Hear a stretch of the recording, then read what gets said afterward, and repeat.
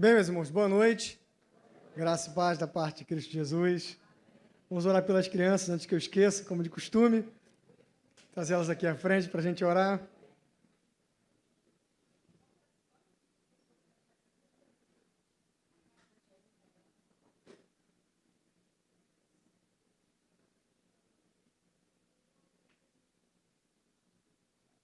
Vamos orar. Senhor Jesus, nós te louvamos, ó Pai, nós te agradecemos por cada uma dessas crianças. Te louvamos porque elas estão tendo a oportunidade de crescer na sua presença, Pai. Tendo a oportunidade de conhecer o caminho da luz.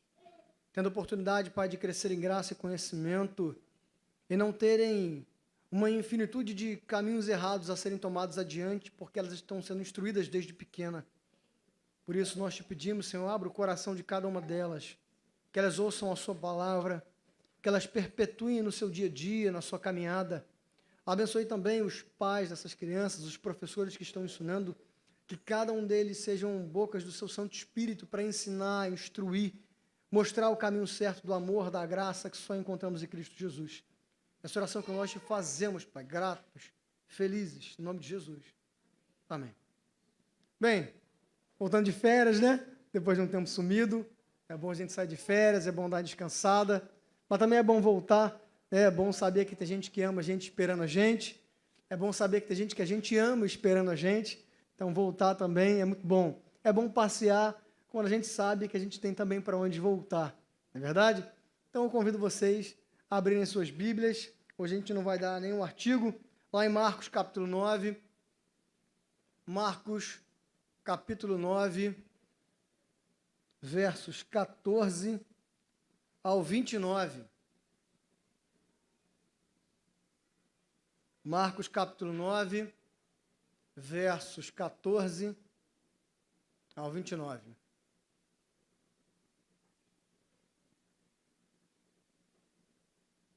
Marcos 9, 14 ao 29, diz assim: Quando chegaram onde estavam os outros discípulos, viram uma grande multidão ao redor deles e os mestres da lei discutindo com eles. Logo que todo o povo viu Jesus, ficou surpreso e correu para saudá-lo. Perguntou Jesus: O que vocês estão discutindo? Um homem, no meio da multidão, respondeu: Mestre, eu te trouxe o meu filho que está com um espírito que o impede de falar. Onde quer que o apanhe, joga-o no chão. Ele espuma pela boca, arranja os dentes e fica rígido. Pedi aos teus discípulos que expulsassem o espírito, mas eles não conseguiram. Respondeu Jesus: Ó geração incrédula, até quando estarei com vocês? Até quando terei que suportá-los? Tragam-me o menino. Então eles o trouxeram. Quando o espírito viu Jesus, imediatamente causou uma convulsão no menino. Este caiu no chão e começou a rolar, espumando pela boca. Jesus perguntou ao pai do menino: Há quanto tempo ele está assim? Desde a infância, respondeu ele. Muitas vezes esse espírito tem lançado no fogo e na água para matá-lo. Mas se podes fazer alguma coisa, tem compaixão de nós e ajuda-nos. Se podes, disse Jesus, tudo é possível àquele que crê. Imediatamente o pai do menino exclamou: Creio, ajuda-me a vencer a minha incredulidade. Quando Jesus viu que uma multidão estava se ajuntando, repreendeu o espírito imundo, dizendo: Espírito mudo e surdo, eu ordeno que o deixe e nunca mais entre nele. O espírito gritou, agitou-o violentamente e saiu. O menino ficou como morto, ao ponto de muitos dizerem: ele morreu. Mas Jesus tomou-o pela mão e o levantou, e ele ficou em pé. Depois de Jesus ter entrado em casa, seus discípulos lhe perguntaram em particular: por que não conseguimos expulsá-lo? Ele respondeu: essa espécie só sai pela oração e pelo jejum.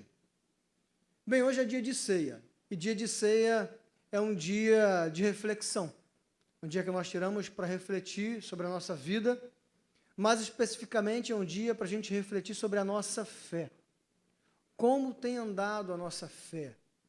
O que nós temos feito em relação à nossa fé? O que a nossa vida ela tem refletido daquilo que nós chamamos de fé? Ou melhor, o que é fé? É uma pergunta muito interessante para se fazer, porque nós vivemos numa sociedade hoje que deturpa as palavras. As palavras, elas perderam a sua profundidade, elas perderam o seu sentido, elas perderam a sua razão. Um exemplo disso é a palavra medíocre. Quando alguém é chamado de medíocre, alguém acha que está sendo insultado. Quando, na verdade, medíocre significa mediano. É aquele que está na média. Se em 90% das coisas que eu faço na minha vida eu estiver na média, eu estou excelente. Então, dependendo da área que me chamam de medíocre, é um grande de um elogio.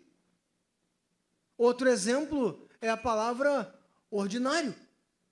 Quando você ouve alguém falando ordinário, você acha que você está sendo insultado também. Quando, na verdade, ordinário significa comum. Lembra de extraordinário? Algo além do comum. Só que a nossa sociedade, ela deturpa as palavras e fé está deturpado.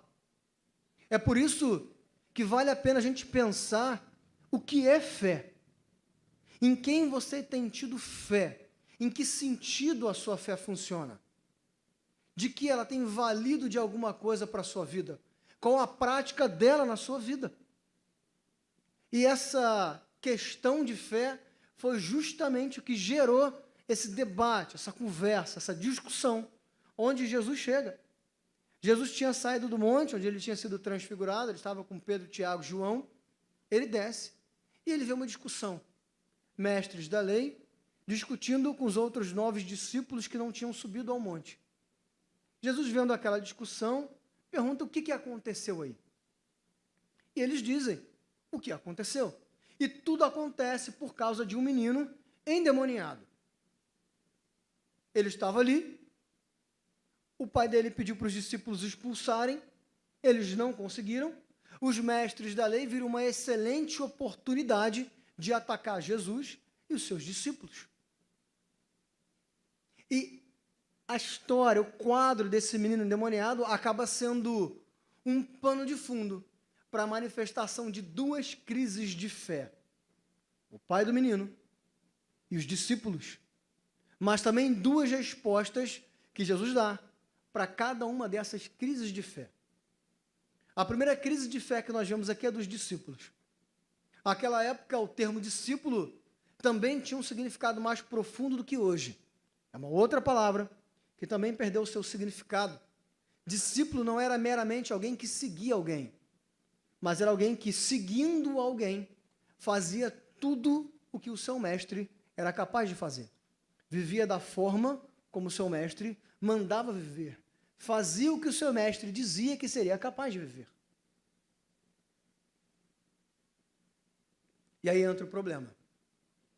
Porque Jesus expulsava todos os demônios e agora os discípulos deles não expulsaram. Isso significava, àquela época, que Jesus era um mau mestre. Ou Jesus não estava ensinando da forma certa, ou Jesus era um charlatão mentiroso. Porque aqueles que dizem que seguem o que ele fala, não fazem aquilo que diz para fazer. E os mestres da lei aproveitam a sua oportunidade. Vocês são mentirosos como o mestre de vocês. E eles não conseguem porque a culpa não é do mestre. A culpa é da falta de fé deles. E trazendo para a nossa vida muitas coisas que nós colocamos a culpa nos outros, a culpa é exclusivamente da nossa apatia, da nossa falta de fé.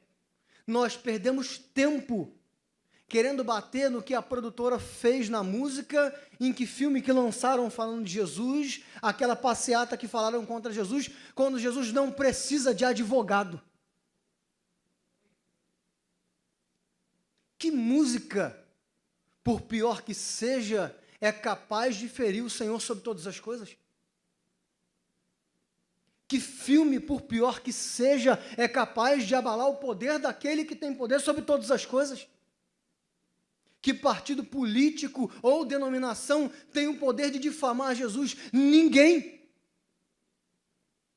E a gente gasta tempo com isso, defendendo Jesus, como se a gente tivesse poder para defender Jesus, como se Jesus quisesse ser defendido.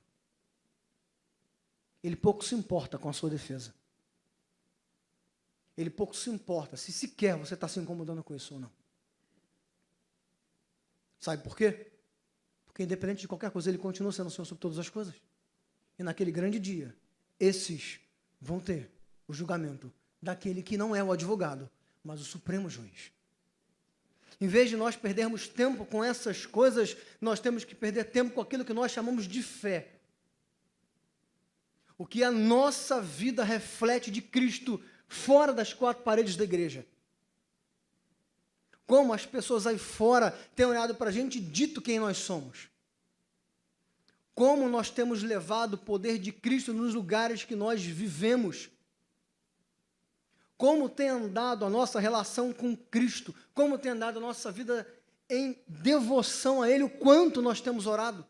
O quanto nós temos investido tempo lendo a Escritura Sagrada, o quanto nós temos investido tempo evangelizando pessoas, em vez de ficar arrumando briga em discussões de mesa, em discussões de redes sociais.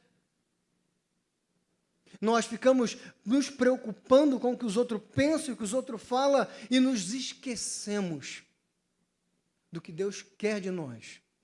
Um coração contrito, quebrantado, entregue a Ele.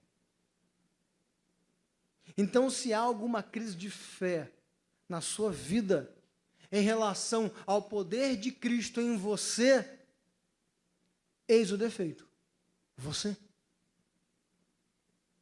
A segunda crise de fé que nós vemos é no pai do menino. E nós conseguimos entender um pouco sobre ela.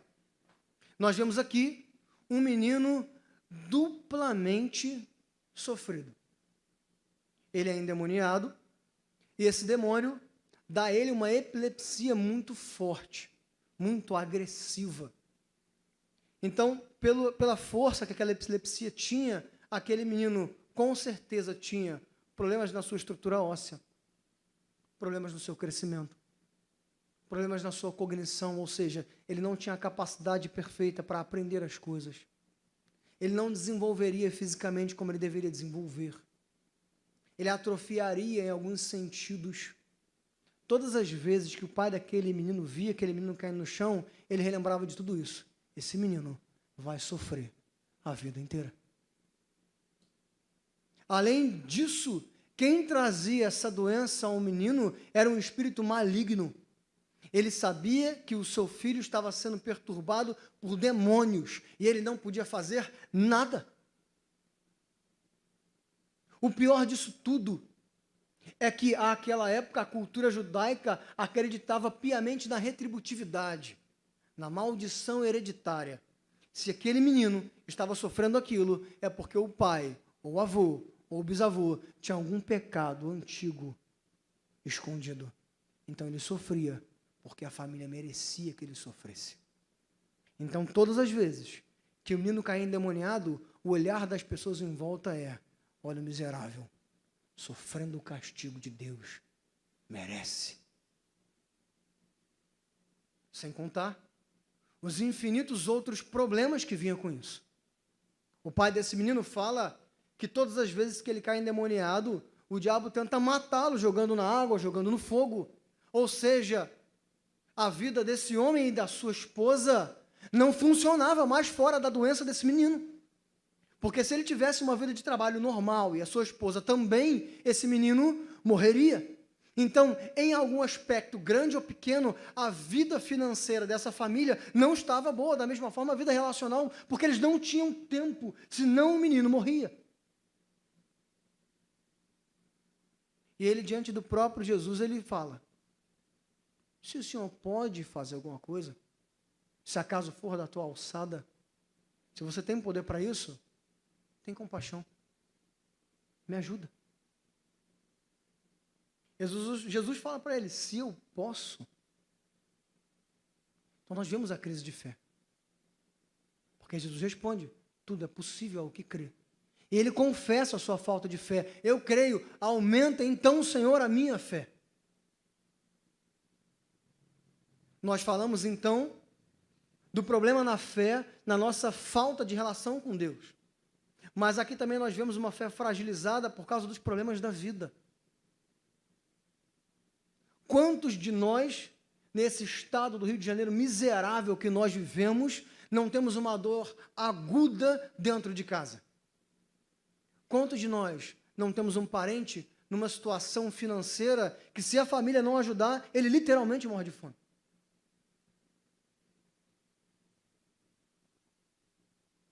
Uma doença incurável que o Estado não dá sequer o mínimo cuidado possível. Existem muitos sofrimentos que abalam a nossa fé, porque eles nos trazem dores físicas e às vezes dores na alma.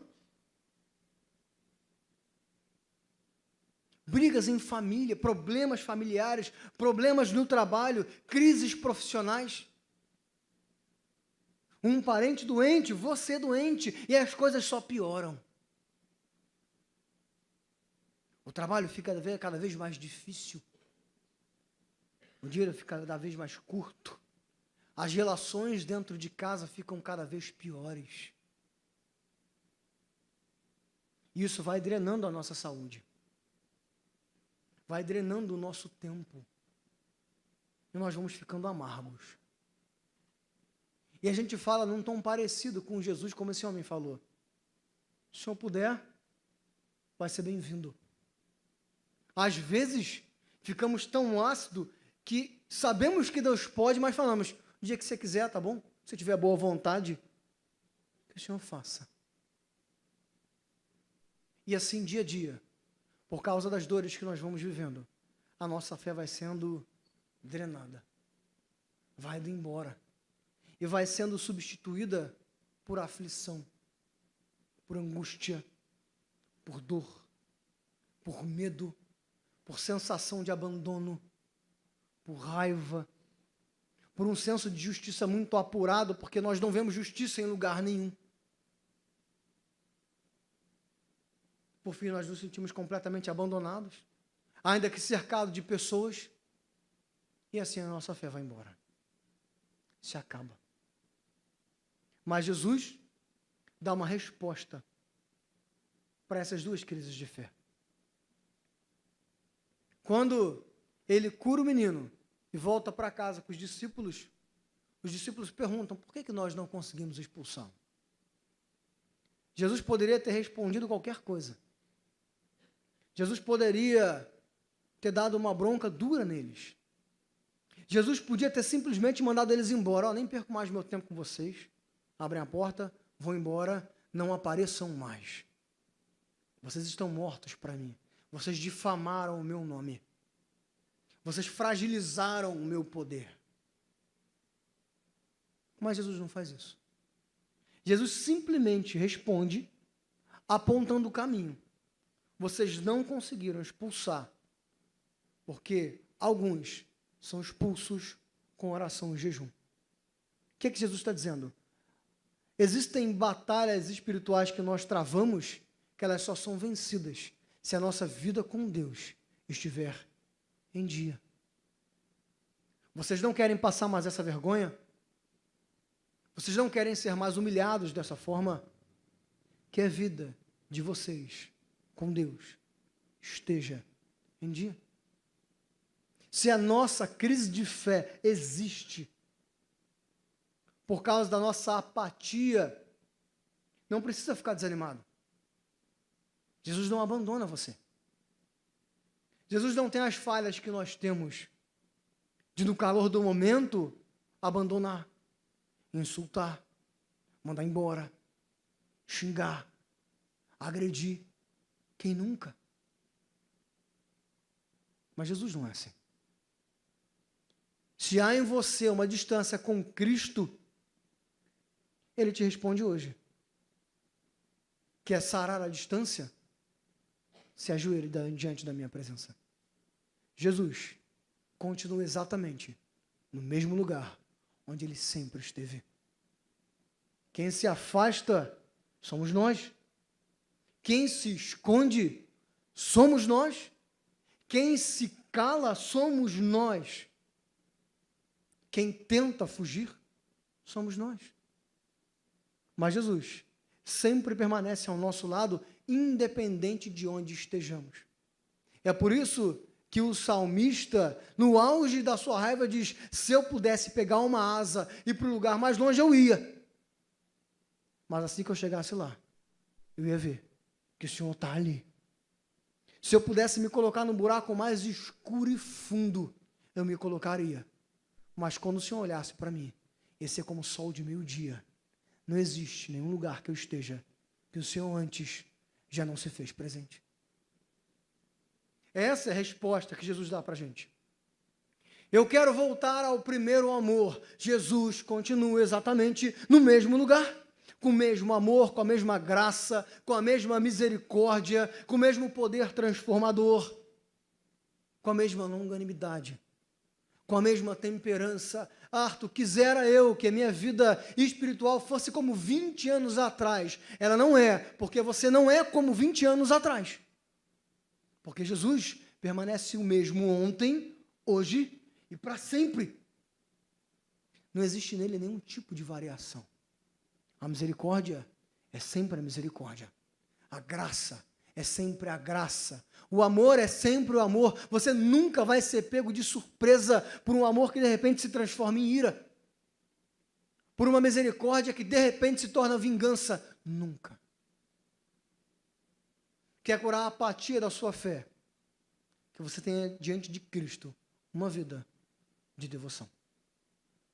Em seguida, Jesus traz uma resposta à crise de fé daquele pai. Jesus também poderia ter falado: olha, esse menino sofre porque todo ser humano é digno de sofrimento. Então, nada mais do que justo. Jesus não estaria falando mentira. A gente não precisa crer em maldição hereditária. Abre aspas, eu não acredito. Fecha. A gente não precisa crer nisso. Todos nós somos pecadores.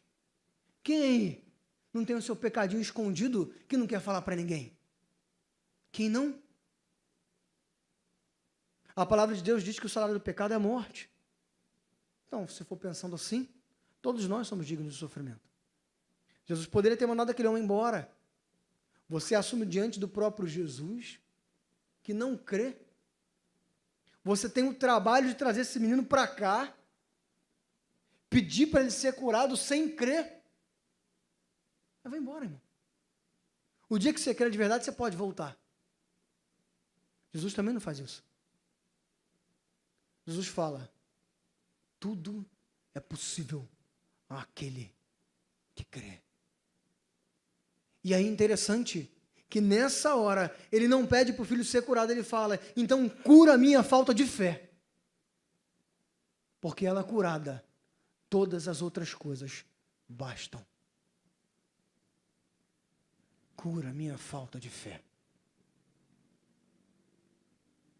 E Jesus não só cura a falta de fé dele, como também cura o filho dele. Mostrando que Jesus tem poder sobre todos os problemas que nós enfrentamos.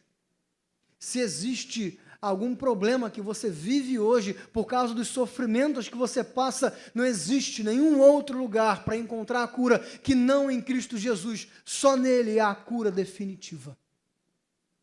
Ele pode curar você sim da sua doença, seja psicológica, seja física, ele pode. Mas ainda que ele não cure, ele pode curar antes a sua fé. E aí a sua visão de mundo e doença, ela muda. É por isso que Paulo fala que 3 vezes eu pedi para ele tirar o meu espinho na carne, e as 3 vezes ele me disse: não, pois o meu poder se aperfeiçoa na fraqueza. Paulo não pediu as contas e foi embora. Paulo não desistiu da caminhada. Ele continuou avançando, derrubando as trincheiras do diabo, porque ele sabia que, apesar dos espinhos, Cristo estava arraigado na sua fé.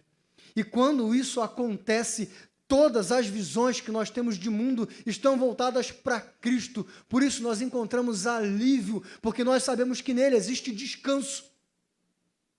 É por isso que Pedro e os discípulos, quando presos, disseram que não iam parar de falar do nome de Cristo, e eles apanharam, eles foram embora alegres, porque eles apanharam. Isso não é romântico, irmão. Isso não é poético, nem filosófico. Eles apanharam injustamente.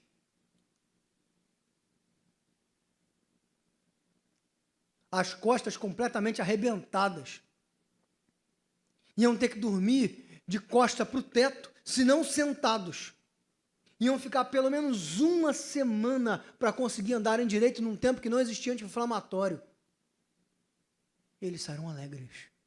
Não porque apanharam, porque presos ou soltos, machucados ou curados, Cristo estava na vida deles. Tudo é possível àquele que crê. Esse poder não ficou preso àquela época. Jesus continua curando a nossa alma. Jesus continua curando os nossos corações. Jesus continua vivo. Se você não crê, não fique com vergonha por causa disso. Fala, Senhor, aumente a minha fé. E Ele, cheio de amor e de graça, aumenta, cura, rejuvenesce, fortalece a sua fé, porque Ele é o autor da fé. Então, antes de qualquer coisa, de pedir cura na sua vida financeira, no seu casamento, no seu trabalho, na sua casa, na sua saúde, peça antes de todas as coisas, Senhor, que eu creia. E aí você todos os dias vai saber que Cristo está contigo. Isso só é possível porque Ele morreu no nosso lugar. Isso só é possível porque Ele pagou o preço no meu e no seu lugar. Porque o Deus que é cheio de graça e misericórdia é cheio de justiça. E Ele fala na sua palavra que o salário do pecado é a morte, então aquele que peca precisa morrer. Porque se aquele que pega não paga pelo seu pecado, então Deus é mentiroso. Então, se Ele é mentiroso, será que Ele é tudo isso que Ele diz? Então, para Ele cumprir a sua própria palavra, em vez dele me mandar para o inferno, em vez dele te mandar para o inferno, Ele mandou o único filho dele, sem pecado nenhum, para morrer no nosso lugar. Não foi um ladrão pagando por outro ladrão. Não foi um pecador pagando por outro pecador. Foi a segunda pessoa da eternidade, o eterno Filho de Deus, que se fez como homem. Imagina, irmãos, um Deus santo, no alto céus, olhando todas as coisas, Ele da noite para o dia se faz criança. E sente cheiro de lixo, e sente dores no corpo, e vê pessoas mentirosas, e morre pelas mãos dessas pessoas mentirosas, para que no lugar de nós irmos para o inferno, uma ponte fosse criada. E essa ponte se chama Cristo Jesus. E é por isso que hoje é possível que a nossa fé abalada seja transformada numa fé viva, porque Cristo está vivo. Vamos ficar de pé? Ele está vivo e sentado à destra de Deus Pai, intercedendo por nós. Ele não está fisicamente aqui agora, perguntando o que está acontecendo, mas Ele sabe tudo o que está acontecendo dentro do seu coração. Ele sabe de todas as coisas. Basta você dizer, Senhor, aumenta a minha fé. Por quê? Agora do lado do trono de Deus Pai, Ele está intercedendo por nós. Vivo, poderoso. Ele não precisa mais se sacrificar de novo. O sacrifício dele é eterno. Ele não precisa mais derramar o seu próprio sangue, porque ele é suficiente. Podem haver muitos pecados ou poucos pecados, graves ou brandos, o sangue de Cristo cobre todos eles. Ele não precisa mais derramá-lo. Ele não precisa mais voltar e morrer numa cruz de novo, Pelo contrário, a Escritura diz que o próximo sangue na roupa de Cristo é o sangue dos seus inimigos, que ele pisoteará como o lagar da ira e da justiça. E esse Deus derrama o seu sangue sobre as nossas vidas, nos lavando, renovando as nossas esperanças, renovando a nossa fé, trazendo vida, trazendo alegria, trazendo certeza do amanhã. Não importa onde estejamos, nós sabemos que aonde quer que seja, com Cristo nós estaremos. Isso é possível, porque Ele entregou o seu corpo no nosso lugar. E naquela noite, diante dos seus discípulos, tendo dado graças, Ele pegou o pão, o partiu e disse: comam do cálice, comam do pão e bebam do cálice. Esse é o meu corpo partido em favor de vocês. Este é o meu sangue derramado em favor de muitos para remissão de pecados. A morte de Cristo não foi meramente filosófica. Não existe uma moral da história. Ela é viva. O sangue dele lavou os nossos pecados. As feridas deles foram abertas no lugar das nossas. E hoje nós não estamos perdidos, mas pertencemos a um Deus que tem poder sobre todas as coisas e nos dá a esperança do amanhã. Por isso, diferente dos outros momentos, hoje nós tomaremos do cálice e comeremos do pão ao mesmo tempo. Ceiemos.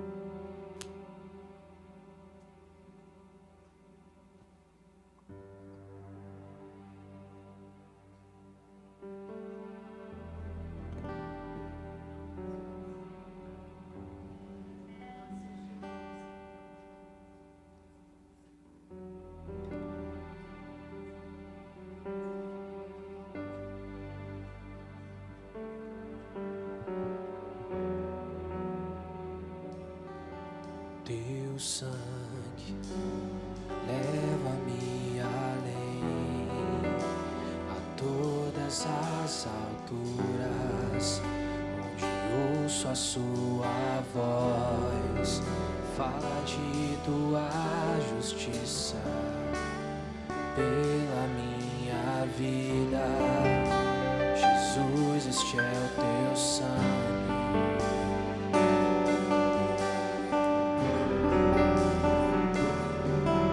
Tua cruz mostra tua graça, fala do amor do Pai, que prepara para nós um caminho para Ele, onde posso me achegar somente pelo sangue.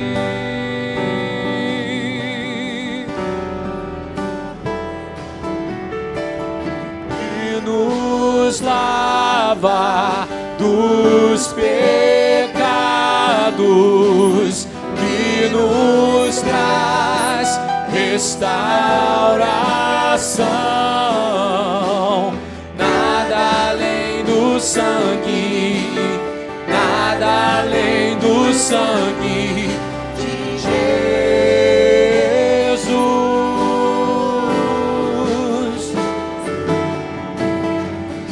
Nos faz brancos como a neve, aceitos como amigos de Deus. Nada além do sangue, nada além do sangue de Jesus.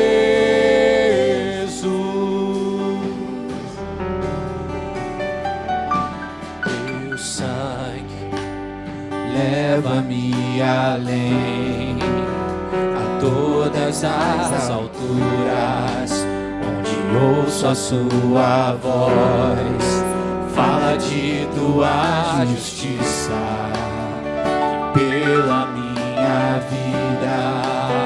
Jesus, este é o teu sangue.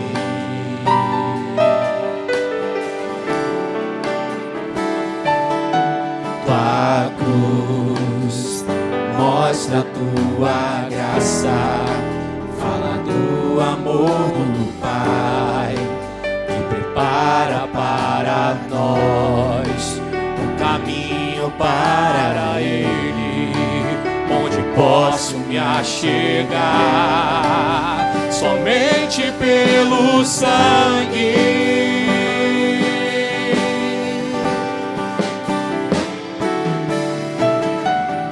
Nos lava dos pecados, que nos traz restauração. Nada além do sangue, nada além do sangue de Jesus.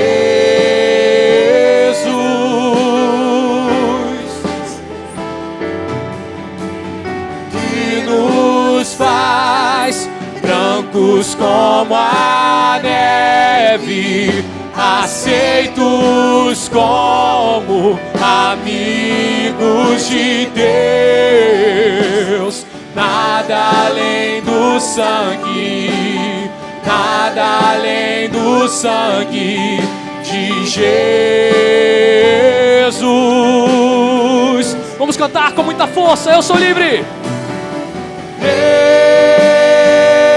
Eu sou livre,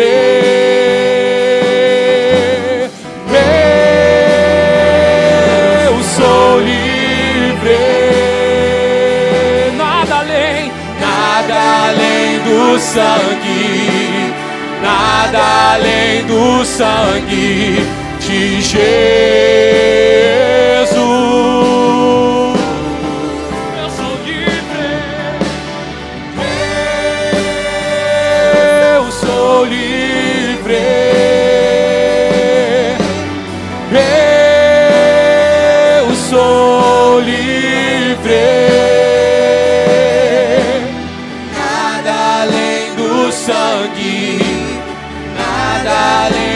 Sangue de Jesus.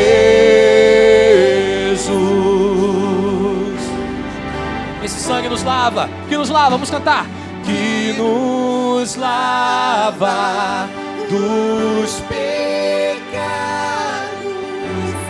que nos traz restauração. Glórias a ti, Senhor.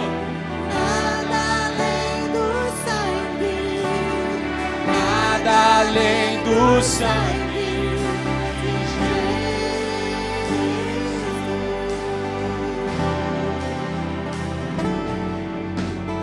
que nos faz brancos como a neve, aceitos como amigos de Deus. Nada além do sangue, nada além do sangue de Jesus.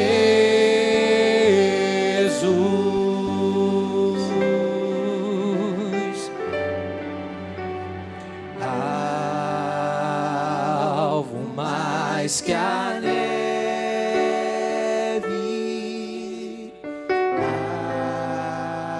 alvo mais que a neve. Se neste sangue lavado,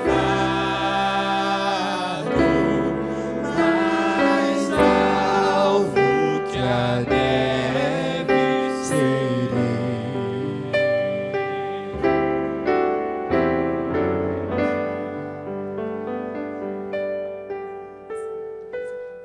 Senhor Jesus, louvado seja o seu santo e precioso nome, Pai.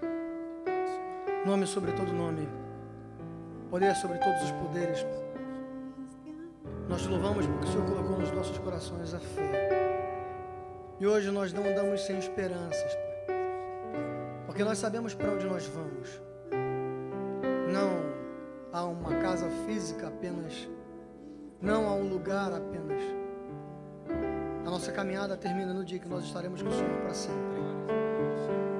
E essa fé é inabalável que o Senhor plantou nos nossos corações. Renova-nos, Senhor. Revigora-nos, Pai. Que o seu poder transformador esteja em nós todos os dias de forma viva. E que em Ti possamos nos alegrar. Essa oração que nós fazemos, meu Pai. Em nome de Jesus. Amém.